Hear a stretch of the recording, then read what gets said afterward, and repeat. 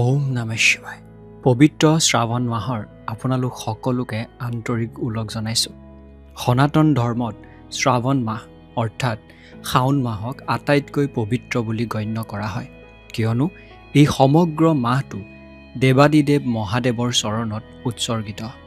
কোৱা হয় যে এই মাহত ভগৱান ভোলানাথে অতি সহজে ভক্তৰ প্ৰাৰ্থনা শুনে আৰু তেওঁলোকৰ জীৱনৰ সকলো দুখ কষ্ট দূৰ কৰে। কিন্তু জ্যোতিষশাস্ত্ৰৰ গণনা অনুসৰি এইবাৰৰ শ্ৰাৱণ মাহ কিছুমান বিশেষ ৰাশিৰ বাবে অত্যন্ত ভাগ্যশালী প্ৰমাণিত হ'বলৈ গৈ আছে। ভগৱান শিৱৰ বিশেষ কৃপা দৃষ্টি পৰিব এনে 6টা ৰাশিৰ ওপৰত, যাৰ ফলত তেওঁলোকৰ বন্ধ হৈ থকা ভাগ্যৰ দুৱাৰ খোল খাব, আৰ্থিক সমস্যা দূৰ হ'ব আৰু জীৱনলৈ এক ডাঙৰ পৰিৱৰ্তন আহিব।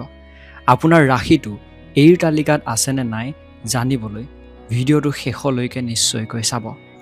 ভিডিঅ'টোৰ শেষত আপোনালোকক এইটোও জনাম যে পবিত্ৰ শাওণ মাহটো আপোনালোকৰ বাবে শুভ কৰিবলৈ জ্যোতিষীয় অনুসৰি আপুনি কি কাম কৰাটো উচিত, যাতে আপোনাৰ বাবে গোটেই শাওণ মাহটোৱে খুব সুন্দৰ হৈ পৰে, আপোনাৰ আশাসমূহ পূৰ হয়। ভিডিঅ'টো যদি আপুনি চাবলৈ আহিছে, এটা লাইক কৰিবলৈ নাপাহৰিব। কমেণ্ট বক্সত সম্পূৰ্ণ ভক্তি মনেৰে, শ্ৰদ্ধা মনেৰে ওম নমঃ শিৱায় বুলি এবাৰ লিখিবলৈ নাপাহৰিব। লগতে চেনেলটো যদি আপুনি চাই আছে, ছাবস্ক্ৰাইব কৰি কাষতে থকা ঘণ্টাৰ নিচিনা সৰু ছবিটো চুই দিবলৈ নাপাহৰিব। আমাৰ এই তালিকাত প্ৰথম স্থানত আছে মেষ ৰাশি। মেষ ৰাশিৰ জাতক জাতিকাসকলৰ বাবে এই শ্ৰাৱণ মাহটো বৰ আশাব্যঞ্জক হ'ব। ভগৱান শিৱৰ কৃপাত আপোনাৰ কৰ্মক্ষেত্ৰত চলি থকা দীৰ্ঘদিনীয়া বাধাসমূহ দূৰ হ'ব। যদি আপুনি নতুন চাকৰি বিচাৰি আছিল বা ব্যৱসায়ত আপুনি বহুদিনৰ পৰা লোকচান সন্মুখীন হৈ আছিল, তেন্তে এই মাহত ভাল খবৰ পাব পাৰে। কেৱল আপোনালোকে এটা কাম কৰিব লাগিব, প্ৰতি সোমবাৰে মহাদেৱক অলপ কেঁচা গাখীৰ আৰু পানীৰে অভিষেক কৰিব লাগিব। আপোনাৰ আত্মবিশ্বাস ইয়াৰ পাছতেই দুগুণ পৰিমাণে বৃদ্ধি পাবলৈ আৰম্ভ কৰিব। এই তালিকাৰ দ্বিতীয় ৰাশি হৈছে বৃষ ৰাশি। আপোনালোকৰ বাবে আৰ্থিক দিশত এই মাহটো অতি শুভ হ'ব। টকা পইচা ফালৰ পৰা ভাল প্ৰতিফলন দেখিবলৈ পাব। যদি ক'ৰবাত আপোনাৰ ধন ফচি আছিল, কোনোবাই দিব লগা আছিলে, কিবা কাৰণত কামসমূহ পইচা ফালৰ পৰা পেণ্ডিং আছিলে, তেন্তে ভগৱান ভোলানাথৰ কৃপাত সেইসমূহ ধন ঘূৰাই পোৱাৰ সম্ভাৱনা বহুত বেছি দেখিবলৈ পোৱা যায়। পৰিয়ালত সুখ শান্তি যদি কমি আছিলে, সেই সুখ শান্তিৰ বৃদ্ধি পাব। স্বামী স্ত্ৰীৰ মাজত থকা যিসমূহ ভুল বুজাবুজি, যিসমূহ মতানৈক্য আছিলে, সেইসমূহ আপোনালোকৰ দূৰ হ'ব। আপোনালোকে এই মাহত মহাদেৱক বগা ফুল আৰু বেলপাত অৰ্পণ কৰিলে অমিয়া ফল এই মাহটোত লাভ কৰিব। গতিকে এইসমূহ বিষয়ত আপুনি ধ্যান দিয়াটো প্ৰয়োজনীয়। এই তালিকাৰ তৃতীয় ভাগ্যশালী ৰাশিটো হৈছে মিথুন ৰাশি। মিথুন ৰাশিৰ লোকসকলৰ বাবে এই পবিত্ৰ মাহটোৱে মানসিক শান্তি লৈ আনিব। বিগত কিছুদিন ধৰি আপুনি যি মানসিকভাৱে এক অশান্তি, মানসিকভাৱে কিছুমান টেনশ্যনত ভুগি আছিলে, সেইসমূহ অশান্তি টেনশ্যনৰ পৰা আপুনি মুক্তি পাব। যিসকল ছাত্ৰ ছাত্ৰীয়ে পঢ়া শুনা কৰি আছে, তেওঁলোকৰ বাবে এই সময়ছোৱা বৰ ভাল সময়।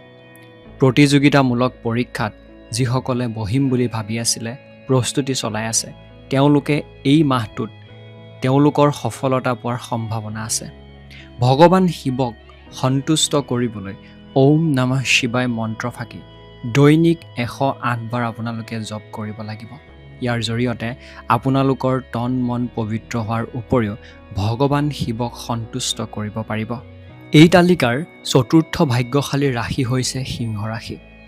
সূৰ্যপ্ৰধান এই ৰাশিৰ ওপৰত ভগৱান শিৱৰ বিশেষ অনুগ্ৰহ থাকিব।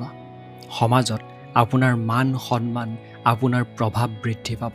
মানুহে আপোনাৰ কামক লৈ, আপোনাৰ পদবীক লৈ প্ৰসন্ন হ'ব, প্ৰশংসা কৰিব।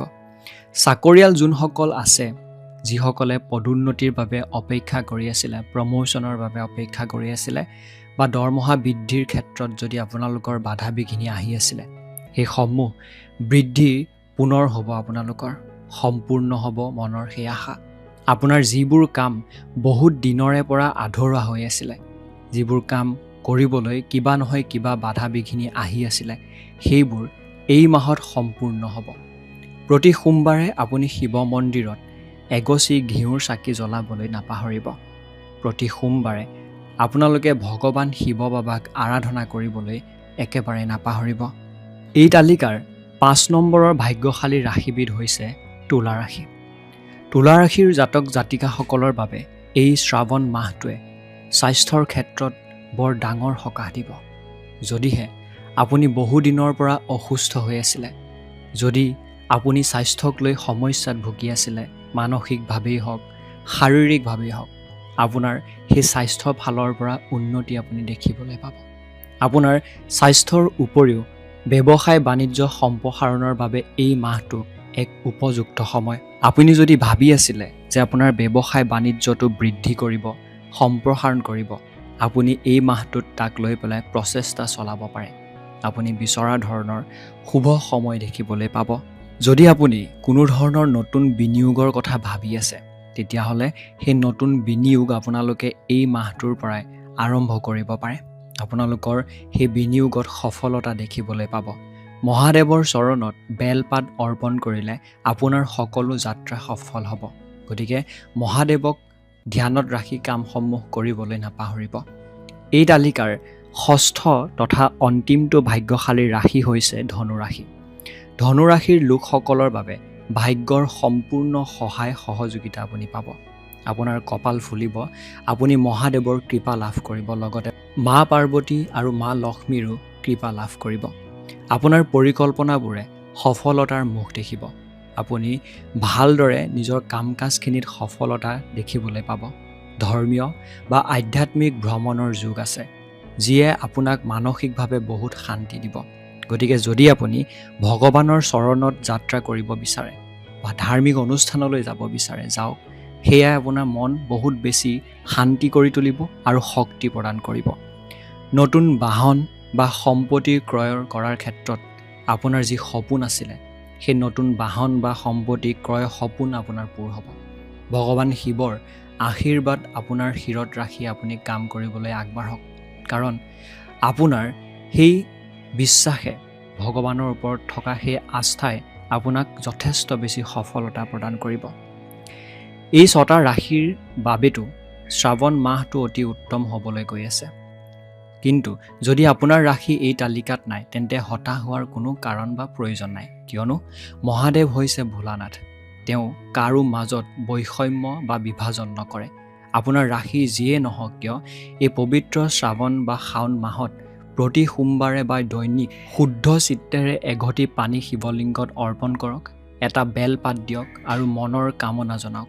শিৱই সকলোৰে মংগল কৰিব। শাওণ মাহত এনেকুৱা কি কাম কৰাটো উচিত, যি কামে আপোনাৰ শাওণ মাহটো খুব বেছি শুদ্ধ বা আপোনাৰ বাবে শুভ হৈ পৰিব পাৰে।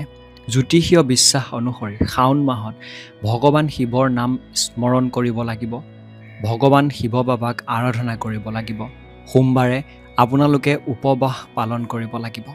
গাখীৰ বা পানীৰে শিৱলিংগক অভিষেক কৰিব লাগিব আৰু দৰিদ্ৰ লোকক সহায় কৰিব লাগিব, কাৰণ এইবিলাকেই আপোনাৰ বাবে এক আশাৰ এক শুভ প্ৰতিফলন দিব।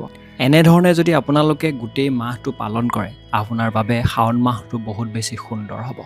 গতিকে ভিডিঅ'টো যদি ভাল লাগিলে এটা লাইক কৰি দিব। পুনৰ লগ হ'ম। ওম নমঃ শিৱায়, ওম নমঃ শিৱায়, ওম নমঃ শিৱায়। ধন্যবাদ।